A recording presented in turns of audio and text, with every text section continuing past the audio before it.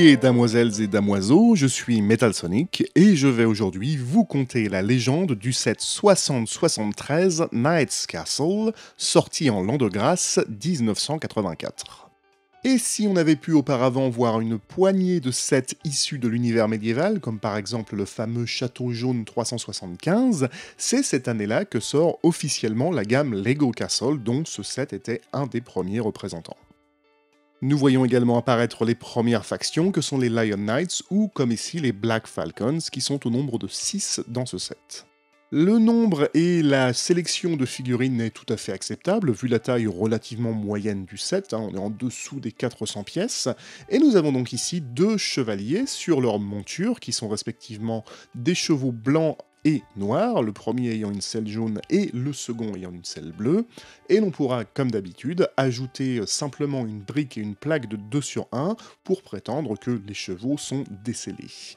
Les chevaliers sont quant à eux constitués tous les deux exactement des mêmes éléments, mais la différence de couleur permet de donner à chacun une certaine variété. Vous voyez par exemple que le premier a un torse bleu et est équipé d'un casque gris avec une plume et une cape noire, alors que le second est davantage noir dans son torse et son casque, et a un plumeau et une cape de couleur rouge. Vous trouverez également une paire de gardes qui sont tous les deux identiques, ils ont les armoiries des Black Falcon imprimées sur le torse, ainsi qu'un casque équipé d'un protège-nuque noir, ils sont tous deux équipés d'une lance de couleur marron, et vous aurez également une paire d'archers qui sont très similaires aux gardes, à ceci près qu'ils sont équipés d'un carquois et d'un arc de couleur marron, et ils portent un casque en forme d'ogive avec une mentonnière. Pour ce qui est de la construction du château en lui-même, eh bien celle-ci s'effectue avec seulement 390 pièces, dont plus d'une centaine sont des briques de 1 sur 1 ou 1 sur 2 de couleur grise, tout en sachant qu'à l'époque il n'existait pas les fameuses pièces d'angle qui auraient certainement permis de faire davantage d'économies de pièces. Mais malgré sa taille relativement petite, le fort a belle allure, que ce soit dans sa forme originale quand il est refermé, il a une forme assez carrée, ou encore, comme c'était le cas avec pratiquement tous les châteaux des années 80, dans sa forme dépliée, où là on a vraiment l'impression d'avoir l'avant d'une forteresse beaucoup plus imposante. Vous serez accueilli à la grande porte par un pont-levis qu'il vous sera possible d'activer manuellement. En effet, celui-ci est accroché à une ficelle qui s'enroulera autour d'une petite manivelle. Vous pourrez donc abaisser ou relever celui-ci à votre guise. De part et d'autre du château se situent deux grandes tours du haut desquelles les soldats pourront monter la garde. D'un point de vue architectural, elles sont plutôt réussies et donnent l'impression d'avoir quelque chose de vraiment solide. Encore une fois, vu le faible nombre de pièces, ce n'était pas forcément gagné, mais là, voilà, avec quelques arches, les boucliers accrochés et les remparts tout autour, on a vraiment la sensation d'avoir une belle construction. Et justement, en parlant de remparts, il y a également un chemin de ronde qui est construit tout autour du château, le long de 4 murs. Les gardes pourront donc effectuer leur surveillance à l'abri derrière les créneaux. Pour ce qui est de l'intérieur du bâtiment, eh bien malheureusement c'est toujours un peu le même problème pour les 7 châteaux des années 80, il n'y a pas grand chose pour ne pas dire rien, la seule chose que vous allez avoir c'est une cellule ou une prison on peut supposer, derrière une petite porte que vous aurez construite vous-même, ce n'est pas une porte toute faite, vous pourrez donc mettre les renégats au cachot, mais c'est à peu près tout ce qu'il va y avoir. De l'autre côté, un simple clip vous permet d'accrocher une épée, et vous avez également la possibilité de mettre deux lances de part et d'autre des murs qui vont se séparer, mais c'est tout ce qu'il y a. Bon, c'est un peu dommage, mais encore une fois, les 7 châteaux à l'époque, il fallait vraiment les considérer comme un décor plutôt que comme un set à proprement parler. Alors c'est vrai que j'ai peut-être l'air de beaucoup critiquer les sets de cette époque-là, et c'est pas très gentil, mais il faut aussi admettre qu'ils avaient de très grandes qualités. La première, c'est bien évidemment l'aspect visuel, parce que mine de rien, même de nos jours, je trouve qu'ils ont quand même un certain volume, qu'ils en imposent vraiment. Ça me fait penser d'ailleurs que je n'ai pas parlé des deux panneaux de part et d'autre de la porte qui ont des motifs de pierre imprimés dessus, qui sont absolument magnifiques. Mais l'autre grand avantage, c'était bien sûr la modularité. Parce que comme vous l'avez vu, il est possible d'ouvrir le château en deux, mais ce n'est pas que pour lui donner un aspect de grande porte ou de grande muraille, un décor plat. Non, c'est que à l'époque, il y avait énormément de sets que l'on pouvait rajouter de part et d'autre des murs pour former une plus grande forteresse.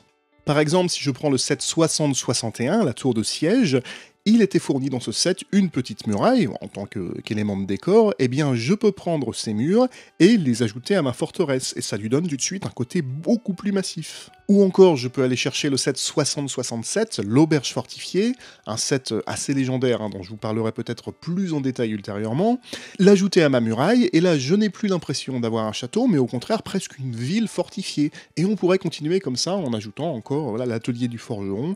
Il y a eu à peu près une dizaine de sets que l'on pouvait rattacher comme ça de manière modulaire.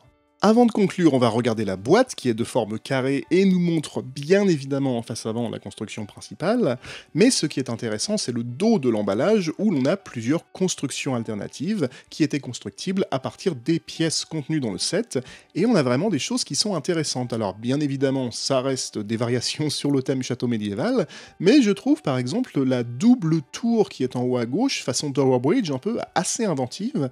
De la même manière, du côté gauche on a une sorte d'angle droit, rempart médiéval un peu qui est très bien rendu.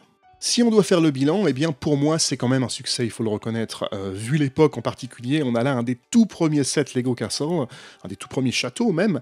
Il a quand même un look qui est pas mal du tout, surtout vu sa taille. Alors il n'est pas petit bien sûr, mais il a quand même 10 fois moins de pièces que le château qui vient de sortir cette année en 2022. Et il arrive à avoir quand même un certain visuel, je trouve. Pour ce qui est de la jouabilité, eh bien c'est pas mal. Déjà on a 6 figurines, c'est tout à fait correct. Le pont-levis que l'on peut activer, c'est toujours très drôle. Et surtout la modularité. Voilà, on peut simplement déplier le château si on a envie, mais comme je vous l'ai montré, on peut ajouter d'autres sets. Et il m'est déjà arrivé de sortir tous mes sets modulaires de cette époque-là et de les mettre à la queue leu-leu. On a vraiment l'impression d'avoir une grosse forteresse médiévale. Et il y a un charme incroyable qui se dégage de tout ça en fait. Pour ce qui est des points négatifs, évidemment, on reprochera le manque de détails, particulièrement à l'intérieur.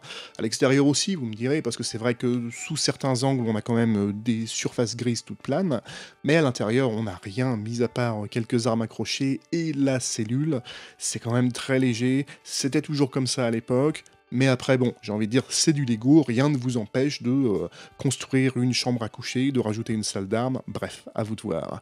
Non, l'autre chose que je reprocherais, c'est peut-être le rouge sur les contours de la porte. Je ne vois pas vraiment pourquoi ils ont fait ça, en fait. J'aurais peut-être personnellement préféré voir du gris, ou peut-être du noir pour donner certains accents, mais là, le rouge vif, je ne comprends pas trop quel était le but de la manœuvre. Pour moi, ce n'est pas très joli. Ceci dit, le 60-73 Knight's Castle, ou le Château des Chevaliers en français, n'en reste pas moins un excellent set, surtout pour l'époque. Dites-moi en commentaire ce que vous en avez pensé, j'espère en tout cas vous avoir fait peut-être découvrir ou redécouvrir ce set. N'hésitez pas non plus à vous abonner, mon nombre d'abonnés a été multiplié par 2 en l'espace d'un mois, je ne sais pas ce qui s'est passé, mais je vous remercie de votre fidélité. D'ici à la prochaine fois, prenez soin de vous, à très bientôt.